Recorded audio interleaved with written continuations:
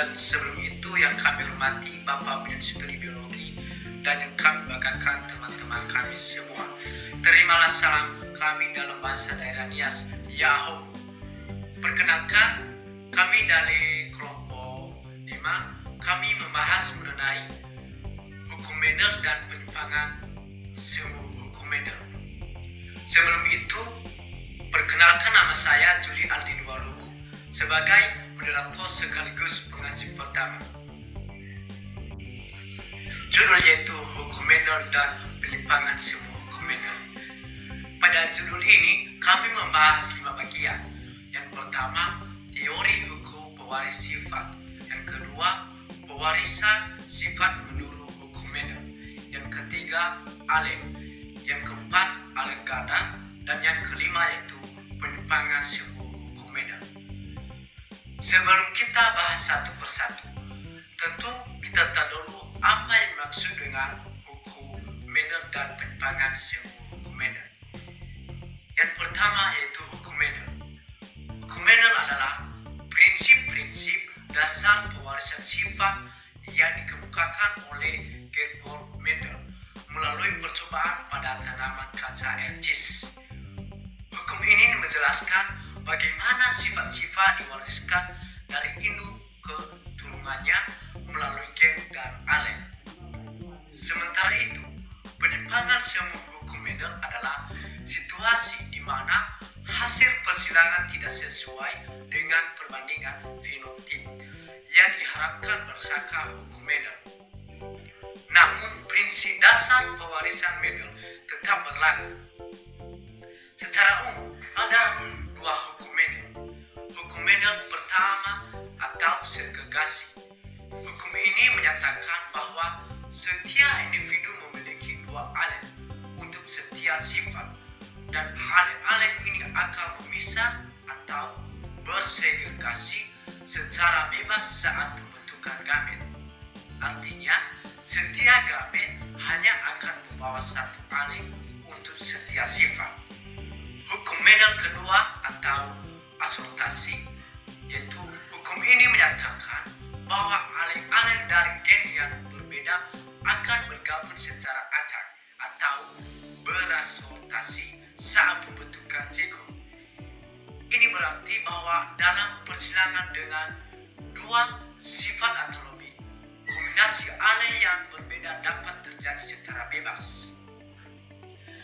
Sedangkan penyimpangan semu hukum Mendel yaitu terjadi karena adanya interaksi antar gen yang berbeda atau pengaruh lingkungan terhadap ekspresi gen, sehingga hasil persilangan tidak sesuai dengan perbandingan 9:3, banding 3 dan banding 1, atau untuk persilangan dihibrida atau perbandingan lainnya yang diharapkan berdasarkan hukum Mendel. Lah, untuk lebih mendalam penjelasan dari penyimpangan semu hukum Mendel ini akan dibahas oleh pengaji berikutnya. Masuk saja kita pada judul selanjutnya, yaitu teori hukum pewarisan sifat. Sebelum dan sesudah terbitnya buku Mendel pada tahun 1866, banyak teori hukum pewarisan sifat yang dikemukakan oleh para ahli, antara lain yang pertama yaitu teori darah. Nah, teori darah ini menyatakan bahwa pewarisan sifat dibawa oleh darah.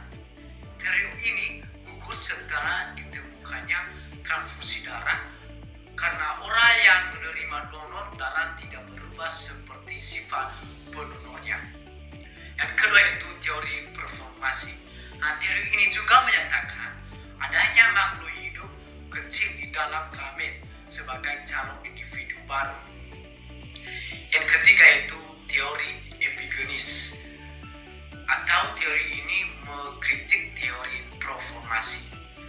Teori ini juga menyatakan bahwa sel telur yang telah dibuai oleh spermatozoa akan menandakan pertumbuhan sedikit demi sedikit. Yaitu teori penggenesis menyatakan bahwa setelah ovum dibuai oleh spermatozoa, maka dalam ovum terdapat tunas-tunas yang tumbuh menjadi makhluk hidup baru.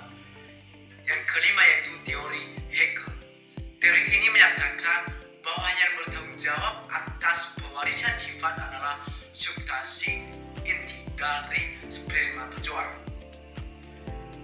Namun kemajuan teknologi membuktikan bahwa pendapat Mendel adalah yang paling benar, yaitu sifat menurun dibawa oleh faktor penentu yang sekarang disebut dengan istilah gen dan ditentukan oleh separuh dari induk jantan atau spermatozoa dan separuh dari induk betina atau ovum.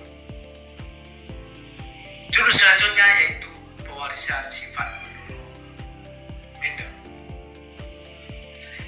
Untuk membuktikan kebenaran teorinya, Kierkegaard Johann Mendel melakukan eksperimen dengan mepastakan tanaman-tanaman yang memiliki sifat beda. Tanaman yang dipilih adalah kacang kapring atau Pisum sativum karena memiliki kelebihan-kelebihan. Yang pertama kelebihannya yaitu mudah melakukan penyerbukan silat. Yang kedua, mudah didapat.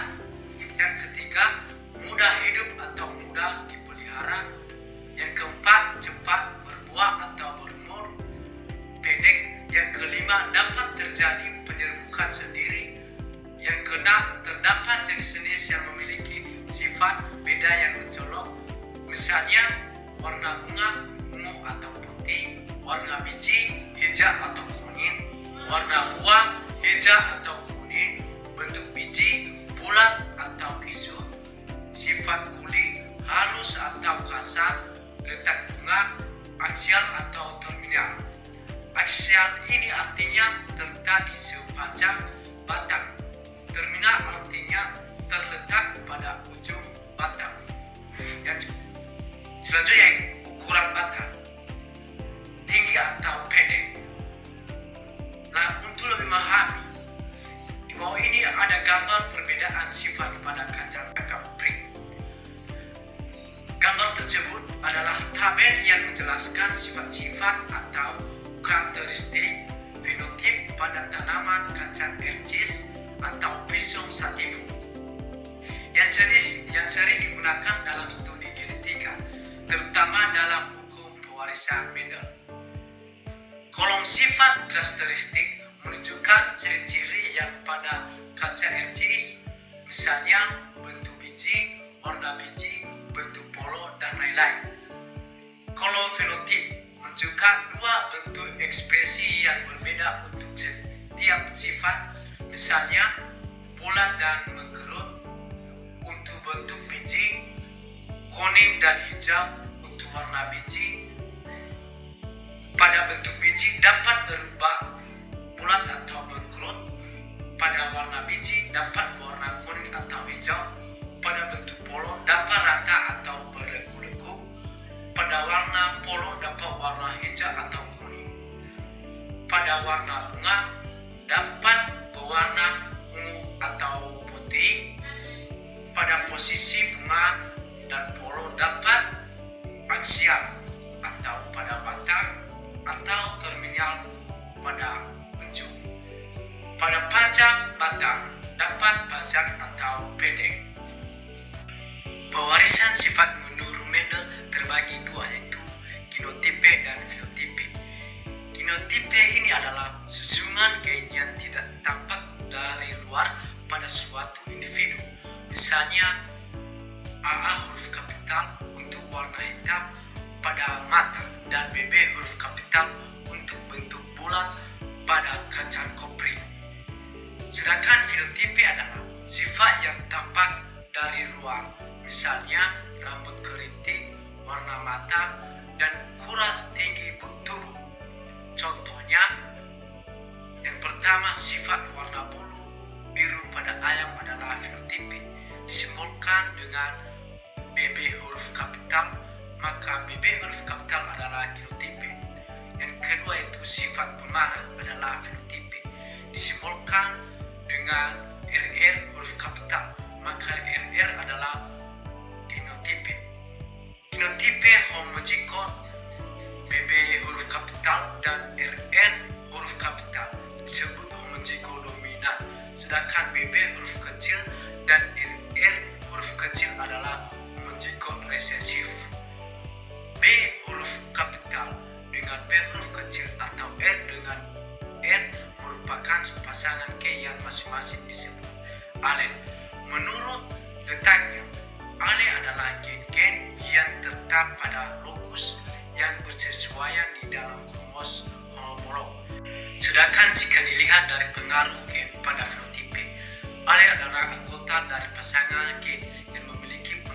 sama atau berlawanan untuk suatu sifat. Contohnya, B kapital menentukan sifat warna biru pada bulu ayam, sedangkan B kecil menentukan warna selain biru atau putih. Sehingga B kapital merupakan alen dari B kecil. Contoh yang kedua yaitu R kapital atau pemarah. Alennya R kecil atau penyabar. Jadi B kapital bukan alen dari R kecil. Demikian pula R kapital bukan alen dari B kecil karena menentukan sifat yang berbeda. Baik, itu saja materi saya dan dilanjutkan oleh penyaji berikutnya. Baik, saya akan melanjutkan materi kami yang berjudul Persilangan minohibrid.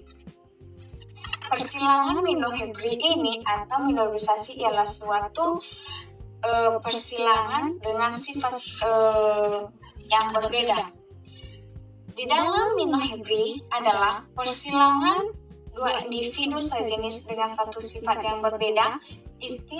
Istilahnya mono ini berarti satu sifat, sehingga minohibrid secara sederhana berarti satu sifat yang akan berbeda. Di dalam konteks berpasangan atau persilangan, minohibrid yang diamati hanya satu sifat yang tertentu saja. Misalnya warna bunga, ada merah, bisa dibandingkan dengan bunga yang berwarna putih, atau dalam bentuk buah. Buah bisa dibandingkan dengan buah yang berbentuk lonjong dan buah yang berbentuk bulat. Dan lonjong persilangan ini sangat terkait dengan hukum Mandel yang pertama atau hukum Mandel yang ke-1 atau hukum regresi yang menyatakan pemisahan atau alen-alennya yang berpasangan secara bebas saat pembentukan gambar.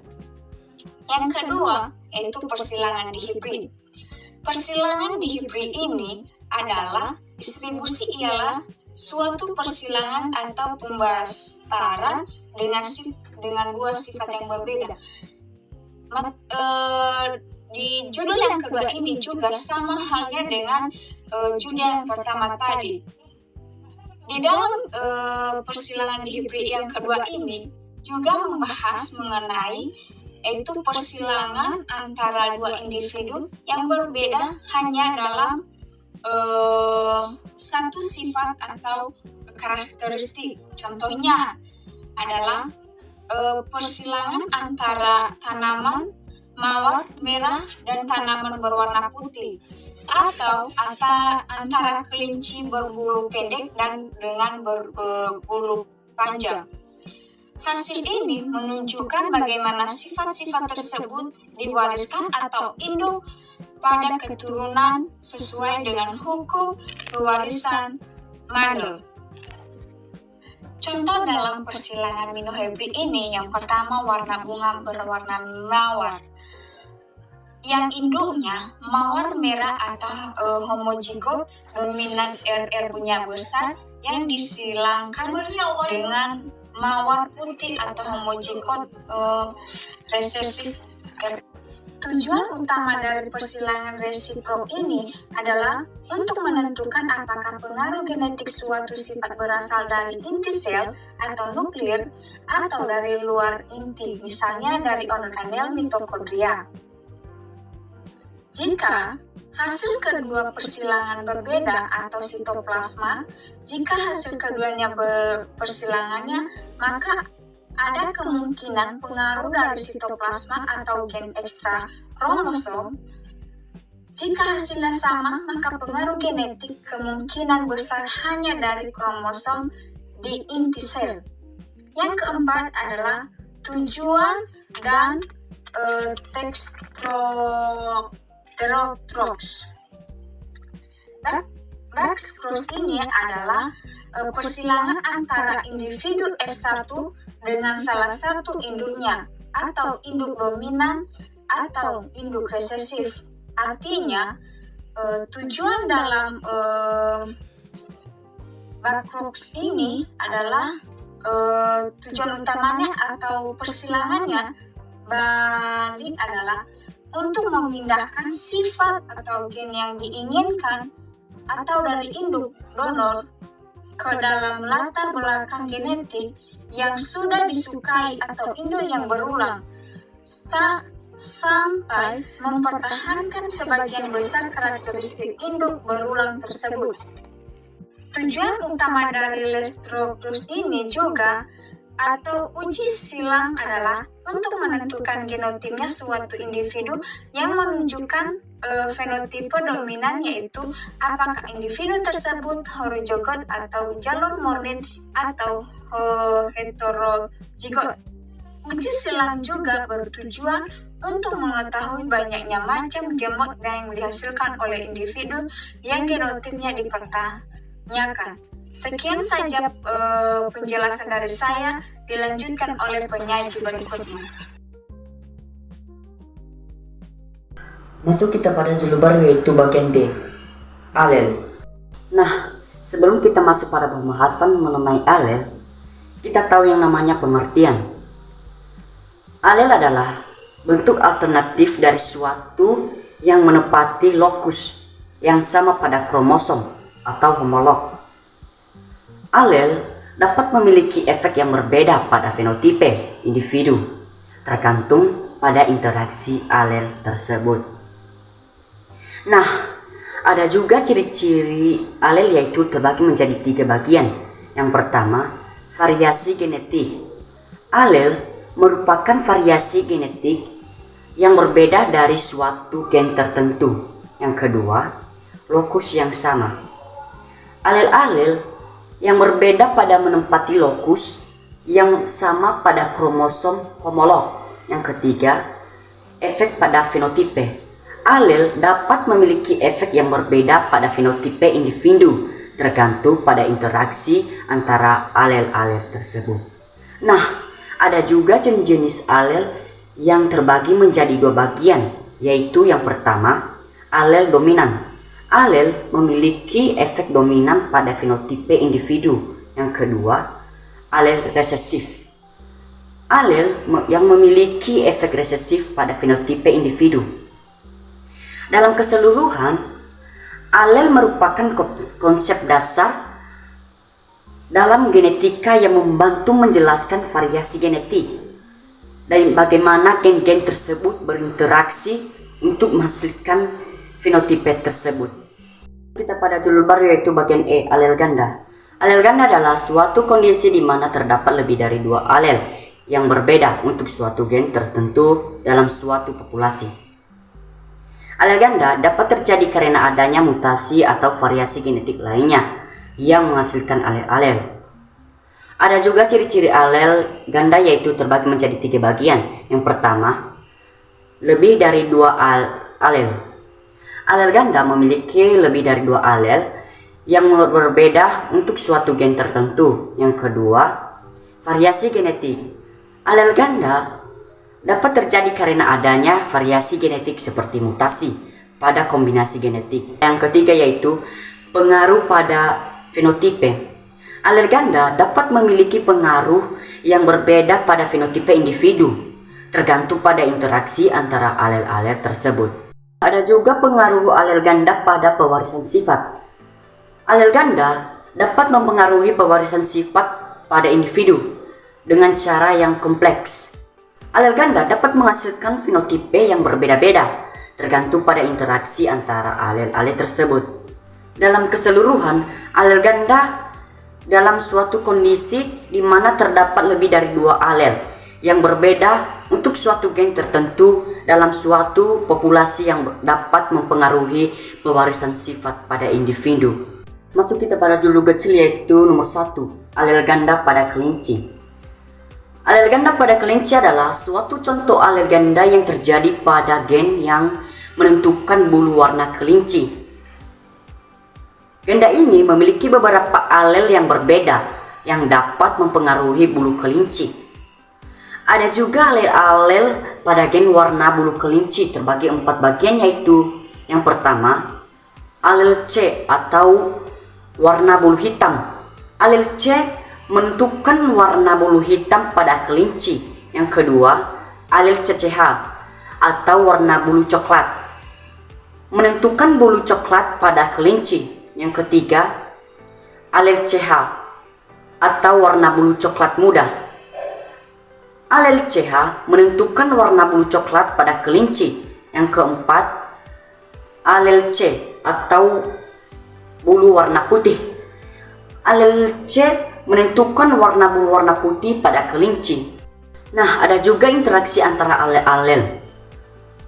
Alel-alel pada gen warna bulu kelinci memiliki interaksi yang kompleks yang dapat mempengaruhi warna bulu kelinci.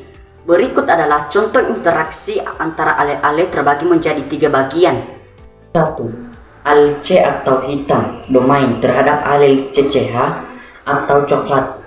Alel atau coklat muda, alel C atau putih. Yang kedua, alel CCH atau coklat dominan terhadap alel CH atau coklat muda dan alel C atau putih. Yang ketiga, alel C atau coklat muda dominan terhadap alel C atau putih. Dalam keseluruhan, alel ganda pada kelinci adalah suatu contoh alel ganda yang terjadi pada gen yang menentukan warna bulu kelinci, yang dapat mempengaruhi warna bulu kelinci dengan cara yang kompleks. Kita pada nomor 2, yaitu alel ganda pada golongan darah sistem ABO. Golongan darah sistem ABO adalah suatu contoh alel ganda yang terjadi pada gen yang menentukan golongan darah ABO. Gen ini memiliki 3 alel yang berbeda, yaitu yang pertama, alel A. Alel A menentukan produksi antigen A pada permukaan sel darah merah. Yang kedua, alel B. Alel B menentukan produksi antigen B pada permukaan sel darah merah. Yang ketiga, alel O. Alel O tidak menentukan produksi antigen A atau B pada permukaan sel darah merah. Dalam keseluruhan, alel ganda pada golongan darah ABO adalah suatu contoh alel ganda ABO yang dapat mempengaruhi golongan darah individu berdasarkan interaksi antara alel-alel yang berbeda. Baik, perkenalkan nama saya Valentina F. Nyawarubu sebagai penyaji keempat. Masuk kita pada materi, yaitu bagian F, penyimpangan semu hukum adil. Di mana penyimpangan semu hukum adil ini adalah prinsip-prinsip pewarisan sifat, contoh perbandingan fenotipe 2 pada persilangan hibrid seperti 931. Hukum adil ini terdapat 4 pola-pola hereditas yang menjelaskan tentang kromosom. Yang pertama yaitu jumlah kromosom yang dikandung oleh sel sperma dan sel telur adalah sama, yaitu separuh jumlah kromosom sel tubuh. Yang kedua yaitu organisme baru sebagai hasil fertilisasi yang mengandung 2 perangkat kromosom atau diploid, seperti sel induknya dan hal tiap sel induknya. Yang ketiga yaitu dalam meiosis. Dalam meiosis ini terdapat 2 perangkat yang memecah secara bebas. Yang keempat yaitu bentuk dan identitas. Setiap kromosom adalah tetap dan melalui pembelahan mitosis dan meiosis. Dan begitu juga masing-masing gen sebagian faktor menurun adalah tetap. Penyimpangan hereditas ini kadang terjadi dengan berubah perbandingan fenotipe keturunan sehingga tidak sesuai dengan hukum adil. Beberapa perubahan dan penyimpangan yang terjadi adalah penyimpangan semu hukum adil, tautan G, pindah silang, tautan seks, dan gen letal. Penyimpangan ini hanya merupakan penyimpangan semu karena pola dasarnya sama dengan hukum adil. Penyimpangan terjadi karena beberapa gen yang saling memengaruhi dalam menunjukkan fenotipe. Di mana penyimpangan semu hukum adil ini dapat dibagi menjadi 7, yaitu interaksi gen, kriptopmeri, epitatis, dan hipotatis. polimeri, gen komplementer, gen dominan rangkap, dan gen penghambat. Terima kasih, itu saja penjelasan pada materi saya. Yahoo.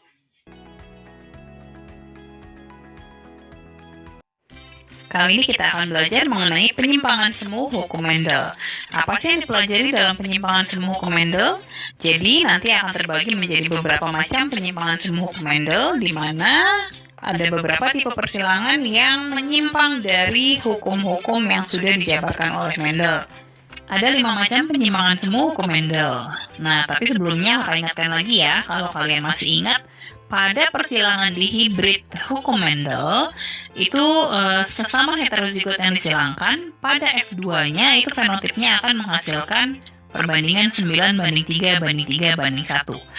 Pada 5 macam penyimpangan semu hukum Mendel ini, yaitu atavisme, kriptomeri, komplementer, epistasis, hipostasis, dan polimeri, ini nanti akan ada perbandingan yang berbeda dari hukum Mendel tersebut. Yuk kita bahas ya satu persatu. Yang pertama adalah atavisme. Atavisme ini adalah munculnya kembali sifat-sifat yang sudah lama tidak muncul, atau munculnya fenotip yang berbeda sebagai hasil interaksi antar alel. Jadi induknya apa sama apa gitu ya, terus ternyata anaknya beda sama induknya, itu ya. Itu terjadi, kenapa fenotip itu muncul? Karena adanya interaksi antar alel induk-induknya. Nah, contoh persilangan atavisme ini bisa kita lihat pada pial ayam ya. Jadi pial ayam itu hanya 4 macam. Ada tipe ros atau mawar, kemudian ada ercis atau pia atau kacang atau peanut gitu ya. Kemudian ada walnut atau sumpel, dan ada bilah atau tunggal. Cuman ada 4 macam doang nih jengger ayam ya, dimana walnut dibawa oleh pasangan alel dominan, ros itu R-nya besar, P-nya kecil-kecil, biji atau PA itu R-nya kecil-kecil, P-nya besar, dan bilah atau single semuanya kecil, resesif. Nah ini harus kalian ingat ya, genotip-genotip keempat macam pial ayam ini harus diingat. Untuk melakukan persilangan kalian harus ingat itu. Yuk kita lihat langsung ya persilangannya. Ayam berpial ros, R besar, P kecil, jadi ros homozigot, disilangkan dengan ayam berpial biji, R kecil, P besar, jadi pial bijinya juga homozigot ya. Ternyata semua F1-nya berpial walnut. Nah ini penyimpangannya nih, jengger ros atau pial ros dikawinin sama pial biji ya, induknya ros sama biji, tapi ternyata F1-nya semuanya walnut. Nah, disinilah letak penyimpangannya ya. Coba nih kalau kita lihat nih ya, jengger ros itu kan mawar seperti ini ya.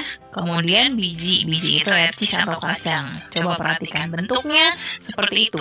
Yang satu induknya seperti ini, yang satu seperti itu. Anaknya malah dapatnya walnut.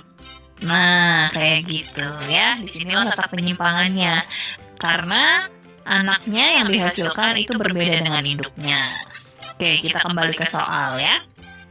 Buatlah bagian persilangannya dan tentukan rasio fenotip F2-nya. Nih, induknya nih, langsung kita silangin.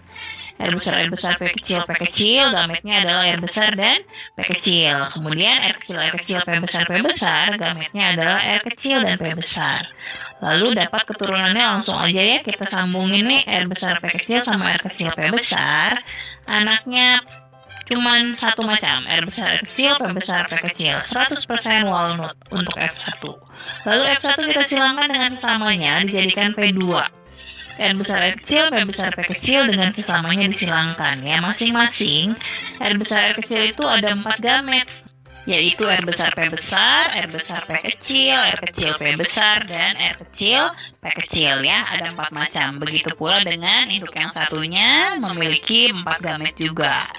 Sama-sama R besar, P besar, R besar, P kecil, R kecil, P besar, dan R kecil, P kecil. Lalu kita masukkan ke dalam tabel seperti biasa ya. 4 baris dan 4 kolom, jadi ada 16 kotak. Nanti kita bisa lihat bersama hasilnya adalah fenotip F2-nya, ayam berpial walnut yang memiliki gen R besar dan P besar. Lalu ada ayam berpial ros yang memiliki gen R besar dan P kecil-kecil.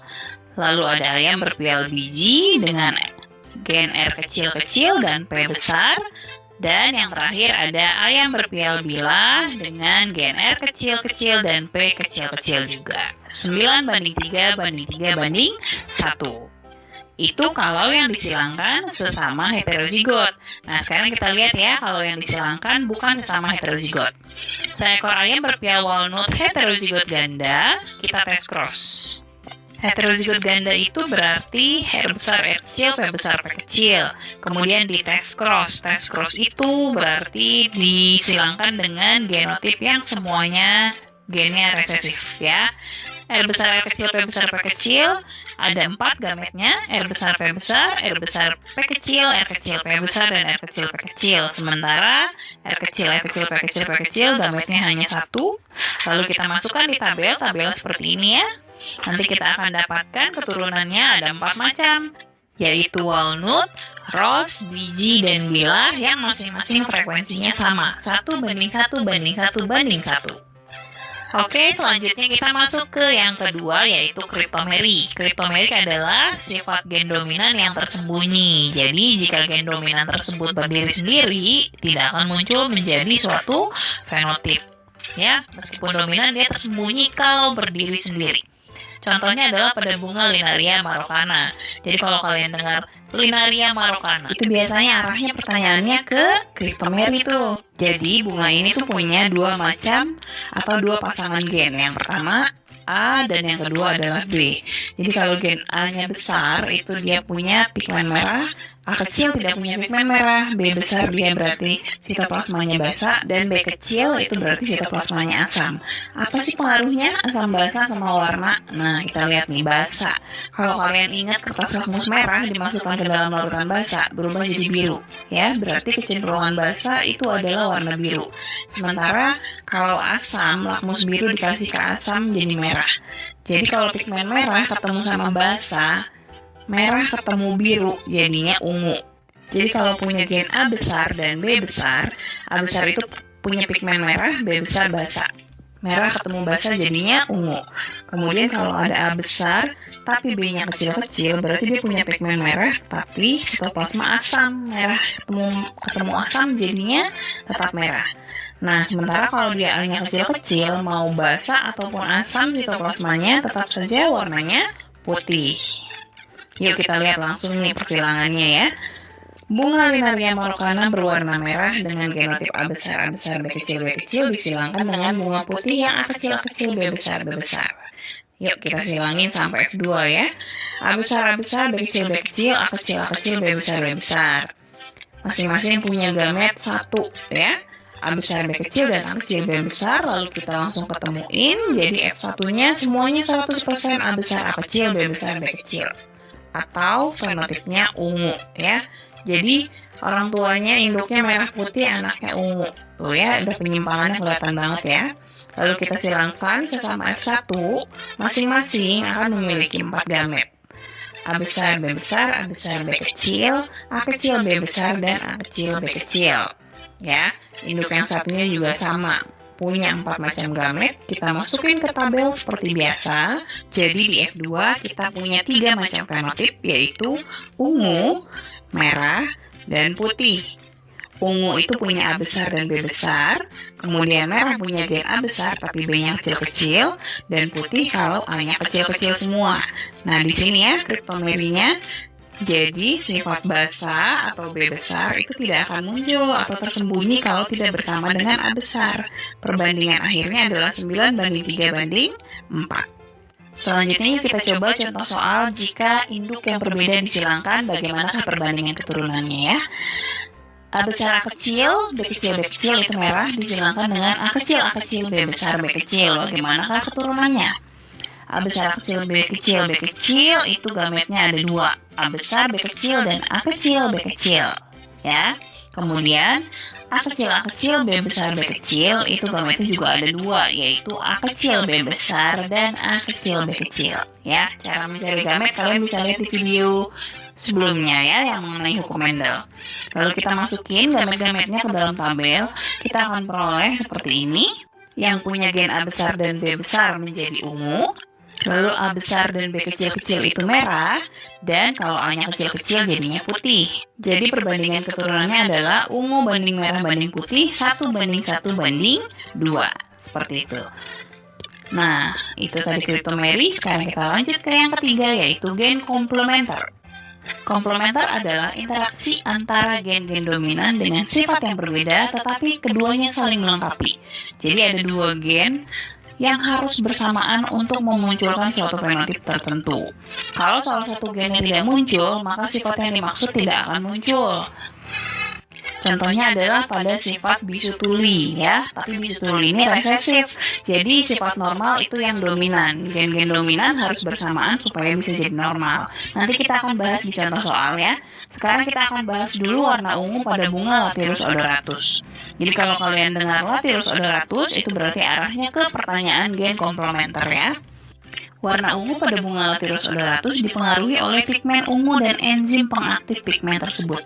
Jadi kalau punya gen C besar dan P besar berarti punya pigmennya dan punya enzim pengaktifnya, sehingga warnanya jadi ungu. Nih ya, ada C gede, ada P gede. Dia warnanya jadi ungu karena keduanya ada pigmennya dan ada enzim pengaktif pigmennya. Tapi kalau C-nya saja yang besar, berarti dia punya pigmen tetapi tidak punya enzim pengaktifnya. Percuma jadinya, punya pigmen tapi enzim pengaktif pigmennya nggak ada, sehingga warnanya putih. Begitu pula kalau C-nya kecil-kecil, P-nya besar, cuma punya enzim pengaktif aja. Apalagi kalau nggak punya keduanya. Jadi, kalau C gede sama P gede nggak ketemu, jadinya putih ya. Yuk kita lihat langsung ke persilangannya. Bunga Lathyrus odoratus C besar, P kecil disilangkan dengan C kecil, P besar. Keduanya fenotipnya putih. Masing-masing punya satu gamet, C besar, P kecil, dan C kecil, P besar. Langsung kita silangkan, F1-nya 100% ungu, C besar, C kecil, P besar, P kecil ya. Nah ini penyimpangannya udah kelihatan banget ya. Nah kemudian F1 kita silangkan dengan sesamanya. Masing-masing kita dapatkan 4 macam gamet seperti tadi cara mencari gametnya ya. C besar, P besar, C besar, P kecil, C kecil, P besar, dan C kecil, P kecil. Begitu pula dengan induk yang satunya, ada 4 gamet, kita masukkan ke dalam tabel ya. Jika gen C besar bertemu dengan P besar, jadinya ungu. Tapi kalau hanya ada salah satu yang dominan, C saja atau P saja, atau tidak ada gen dominan sama sekali, jadinya warnanya putih. Perbandingannya ungu banding putih 9 banding 7. Kedua gen dominan harus saling melengkapi, harus bersama-sama untuk bisa memunculkan warna ungu. Nah, perbandingan 9 banding 7 ini hanya muncul kalau induknya adalah sesama heterozigot ya. Kalau induknya berbeda lagi genotipnya, maka perbandingan keturunannya juga akan berbeda. Yuk kita sekarang lihat contoh soal. Seperti tadi kakak bilang, kakak mau bahas tentang bisu tuli di contoh soal. Jadi, cacat bisu tuli bawaan, maksudnya bawaan itu berarti dari lahir ya, itu adalah disebabkan oleh gen-gen yang saling melengkapi atau komplementer. Jadi kalau orang dari lahirnya sudah bisu, biasanya sepaket sama tuli. Kalau tuli pasti bisu, kalau bisu pasti tuli. Nah, bisu tuli ini dibawa oleh gen resesif. Jadi kalau misalkan nggak dominan dua-duanya, jadinya dia bisu tuli. Harus ada gen dominan dua yang saling melengkapi supaya jadi normal. Jadi nih yang dikawinin ya, bisu tuli B besar, B kecil, T kecil, T kecil. T-nya kecil-kecil, nggak ada gen dominan untuk T, jadinya dia bisu tuli. Begitu pula dengan yang B kecil, T besar, T kecil ya. Bisu tuli sama bisu tuli kita silangkan, masing-masing menghasilkan 2 macam gamet. B besar, B kecil, T kecil, gametnya 2. Begitu pula dengan B kecil, T besar, T kecil. Masukkan ke dalam tabel, maka kita akan peroleh satu nih yang B besar, B kecil, T besar, T kecil. Genotip tersebut memiliki 2 gen dominan yang saling melengkapi, sehingga walaupun orang tuanya keduanya tuli, anaknya ada yang normal, karena masing-masing pasangan alel yang dominan bertemu dan saling melengkapi. Jadi diingat ya adik-adik, gen komplementer itu, gen-gen dominan harus bersama untuk bisa memunculkan suatu fenotip. Nah, berikutnya kita masuk ke penyimpangan hukum Mendel yang keempat, yaitu epistasis dan hipostasis. Epistasis dan hipostasis ini adalah interaksi yang berlangsung pada fenotip yang dihasilkan oleh 2 gen. Kedua gen tersebut akan bekerja menghasilkan fenotip yang berbeda, tetapi salah satu gen ada yang dominan atau epistasis ya, menutupi terhadap gen dominan yang lain. Jadi dua-duanya sebetulnya gen dominan, tapi yang satu ditutupi oleh gen dominan lainnya, itu namanya hipostasis, dan yang satu menutupi atau epistasis. Contoh pada kulit gandum berwarna hitam, hitam itu gennya epistasis terhadap kulit gandum kuning. Jadi kalau gandum itu memiliki genotip punya ada gen satu aja H besar, jadinya hitam. Karena gen H besar tersebut epistasis atau menutupi gen kuning. Tapi kalau hanya kecil-kecil dan punya K besar, jadinya kuning. Dan kalau tidak ada H besar, K besar, jadinya putih. Ya, kita lihat langsung persilangannya. Gandum kulit hitam H besar, K kecil disilangkan dengan gandum kulit kuning H kecil, K besar ya. Nih kita lihat nih, H besar dan K kecil memiliki satu gamet, begitu pula dengan H kecil, K besar. Satu gamet itu kita langsung silangkan, dapat 100% F1-nya hitam, H besar, K kecil. Lalu kita silangkan sebagai P2, masing-masing memiliki 4 macam gamet ya, seperti biasa. Kita masukkan ke dalam tabel, nanti kita akan peroleh hasilnya. Yang memiliki H besar satu saja pasti fenotipnya hitam, karena hitam itu epistasis terhadap gen kuning. Kalau hanya kecil-kecil dan ada K besar jadinya kuning, tapi kalau semuanya resesif jadinya putih. Jadi perbandingan akhirnya fenotip F2 itu adalah hitam banding kuning banding putih, 12 banding 3 banding 1. Yuk kita langsung coba contoh soalnya. Jika gandum berkulit biji hitam H besar, K kecil disilangkan dengan gandum berkulit biji putih yang semuanya resesif, maka tentukan rasio fenotip keturunannya. Langsung kita silangkan. Nanti si H besar, K kecil punya 4 gamet, sementara H kecil, K kecil punya 1 gamet. Masukkan ke dalam tabel, kita lihat nanti hasilnya kita dapatkan yang ada H besar itu hitam. Jadi ada 2 nih yang hitam nih. Kemudian yang ada K besar jadinya kuning, H kecil putih. Perbandingannya hitam banding kuning banding putih adalah 2 banding 1 banding 1. Seperti itu. Terakhir, ini adalah polimeri. Polimeri bukan yang keempat dari adik ya. Kakak lupa ganti ini. Ini adalah penyimpangan semu yang kelima. Polimeri ini adalah interaksi antara 2 pasang gen atau lebih. Jadi kalau biasanya satu sifat dibawa oleh sepasang gen saja, kalau pada polimeri yang membawa sifatnya ini bukan hanya sepasang, bisa 2 pasang atau bahkan lebih. Contohnya adalah pigmen merah pada bunga ya. Jadi kita lihat di persilangan di bawah ini, bunga merah itu dibawa oleh 2 pasangan gen ya. Jadi makanya ini ditulis M1, M2, M2. Berarti ada 2 pasangan gen pertama dan pasangan gen kedua ya. Nih M besar disilangkan dengan M kecil. Tuh, jadi nanti anaknya merah sama putih dikawinin anaknya 100% merah. Kemudian jika F1 kita silangkan, masing-masing memiliki 4 macam gamet, kita buat di dalam tabel seperti di bawah ini. Ternyata fenotip F2-nya adalah 15 banding 1. Yang 15 itu merah. Jadi asal punya satu saja gen M besar, jadinya fenotipnya merah. Walaupun merahnya nanti beda-beda. Ada merah tua, ada merah sedang, merah muda, dan merah muda sekali. Itu fenotipnya seperti itu karena ada yang M besarnya 4, 3, 2, 1, dan lain-lain. Tetapi kalau M besarnya nggak ada, semuanya M kecil jadinya putih ya. Kita lihat langsung persilangannya nih. Contoh soal M besar, M kecil disilangkan dengan M besar. Keduanya fenotipnya merah ya. Induk yang pertama memiliki 4 gamet, induk yang kedua memiliki 1 gamet. Lalu kita masukkan ke tabel, nanti kita akan peroleh keturunannya 100% berwarna merah karena semuanya genotipnya ada M besarnya ya. Karena ada M besar minimal 1, maka semuanya fenotipnya merah. Oke adik-adik, itu tadi materinya sudah selesai kita bahas. Mudah-mudahan bisa dipahami dan bisa membantu adik-adik memahami materi di bab ini ya. Jangan lupa diulang-ulang terus pelajarannya supaya semakin paham. Meskipun belajar dari rumah harus tetap semangat ya adik-adik ya. Jaga kesehatan, tetap tinggal di rumah, belajar dari rumah, dan tetap semangat belajar dari mana aja.